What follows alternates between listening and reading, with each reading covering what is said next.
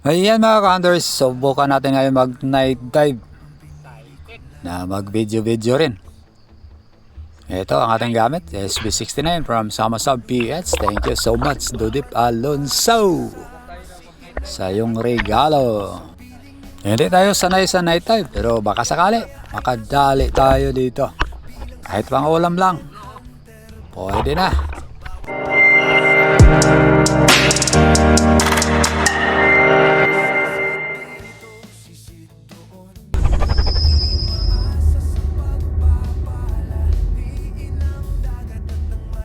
Unang gabi pa lang matapos ang full moon kaya medyo maliwanag ang gabi ngayon. So mga 1 oras lang ang dive to. At ito may nakita na tayo, butiti. Pero siyempre hindi natin yung titirahin. Dito lang sa mababaw, ito may mga squirrel fish pa. Pero di natin yan trip kasi matinik. At dito mayroon din tayong nakita na yan, si urchin. Matinik pa tayo na yan sa tuhod. Kaya ingat sa gabi. Kaya ito, unang isda natin. Isang Spanish flag.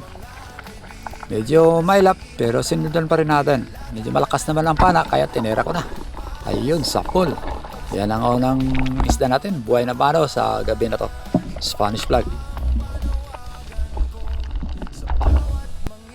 At ito, may nakita na naman tayong isang isda na malapad. Matinik. Masarap din ito. Tawag namin ay tagbago. Ayun, sapul na naman. Ang ganda ng accuracy ng pana natin. Salamat, Dudip Alonso. At ito, may nakita tayo isang malikot na isda. Spanish flag. Kaya sinundan natin. Medyo maliit lang to kaysa unang tinira natin. At ito, tinira ko na. Pero yun, sablay. Yan ang unang sablay natin sa gabing ito. At ito, may binabaan na naman tayo. Nasa siwang, nakatago. Ayun, nakakumoplods pa pero nakita pa rin natin. May isang rabbit fish pa rin. Matinik. 2-barred rabbit fish. At ito, rabbit fish pa rin. Halos mga rabbit fish ang mga tinitira natin sa gabing ito. Yun. At muli tayong nakatira na naman. Rabbit fish pa rin. 2-barred rabbit fish. Ano bang tawag nito sa inyo mga hunters? At ito, may nakita tayong poset pero hindi natin yan natira kasi medyo malikot. At ito, may isang isda na nakatambay lang. Hindi ko familiar ang pangalan nito kaya tinira ko na rin. Ayun, sapol, gitik mga hunters. At ito, isa namang 2-barred rabbit fish ang ating nakita. Ayan, tagbago pa rin ang tawag niyan sa amin. Titirahin ko na rin. Ayan, sapol. Another rabbit fish na naman ang tinira ko mga hunters. Ayun sapol na naman. Parang puro rabbit fish na lang yata mahuli ko sa gabing ito. Walang mulmol, yun talaga ang hinahanap ko eh. At ito, para akong naghahanap ng karayom sa damuhan. So sisilipin natin ang mga siwang kasi dito nagtatago yung mga isda, sabi nila. At ito, may nakita tayo dito sa ilalim. Dalawa, nagde-date yata. Ito, 3 pala. Ayan ang tirahin ko na sana, biglang umalis. At ito, hinanap natin dito sa kabila. At dito, ito lang pala yung isa Patago-tago ka pa dyan. Yan, sapul. At sa muling pagbaba ko, ito, may nakita na naman tayong rabbit fish pa rin. Dahil sa lakas ng ating flashlight na pinahirap sa atin ni Bro RJ Traya. Ito, wala, di mapakali Yan, sapol uli. Ang gaganda ng mga pataba natin ngayon mga hunters. Ayun, talagang walang nakawala. At ito, isang maliit na pusit ang susubukan natin. Ayun sapol na naman. Ang ganda talaga ng pataba ng Samasab PH na pana na to. Uhuy! Another samaral na naman mga hunters. Yari na naman to. Yun, sapol. So by the way mga hunters, hindi tayo pumupunta sa malalim pag night dive kasi siyempre hindi tayo sanay dito. Dito lang tayo sa mababaw, nasa mga 5 di pa lang yata pinakamalalim kong sisid. Ito, medyo ibang isda na ang matitirahin natin ngayon. Isang manitis ba yun? Ay goldfish, basta goldfish yan. Timbungan naman yan sa amin. Sapol na naman. At ito, may nakita tayong maliit na page. Siyempre, di natin yan titirahin. Natinik yan kasi.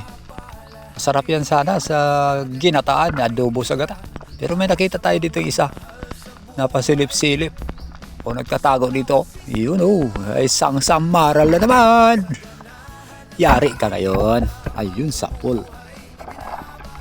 Enjoy din pala mamamana sa gabi mga ka-hunters. Kaya lang medyo malilit ang mga nakita natin. At ito, samaral na naman ang nakita natin. Ayun Paatras-atras ka pa. Atras abante. Parang isang congressman. Yun, tumakbo. Ayun Kaya kailangan siguraduhin natin. Ayun. Ay, di pala tinamaan. Sayang. Pero bawi tayo dito sa isa. Ay, sapol ka ngayon. Yari. Ito na naman, samaral na naman uli. Walang katapusang samaral to mga ka-hunters. Ayun, sapol na naman. Isa sa mga paborito kong isda talaga ang mga samaral mga ka-hunters. Prito at paksiw ang ginagawa ko sa mga ito. Ang sarap talaga. Ito, ibang isda naman ang titirahin natin. Isang uri ng emperor fish. Malaki ang mata. Ayun sapol. Sa mata pa talaga tinamaan mga ka-hunters. Ito, isang first class na isda ang nakita natin mga ka-hunters. Paborito ito ng bayan. Masarap ito sa inihaw. Ito, siguruhin natin kasi medyo malaki na rin ito. Good size na rin ito so para sa night time. Ayun sapol na naman. Isang blue spine unicorn or surahan.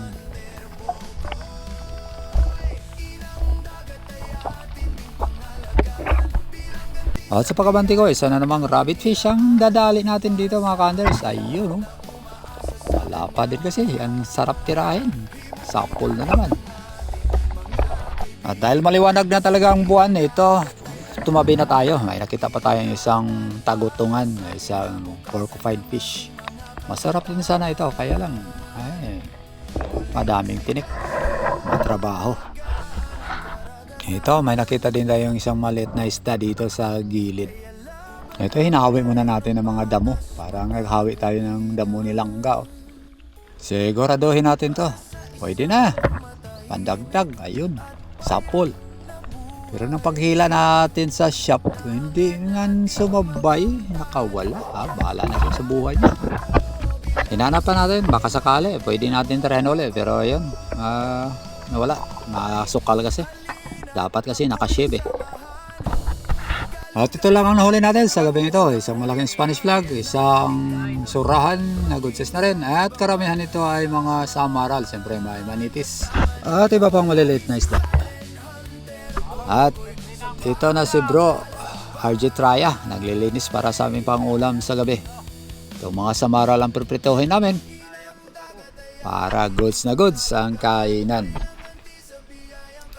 At ito si bro Eman Agnes humabol. Nakadali din ng ilang piraso. Pangasamaral pa rin ang karamihan nito. Pwede na. Ulam. Dalawang araw.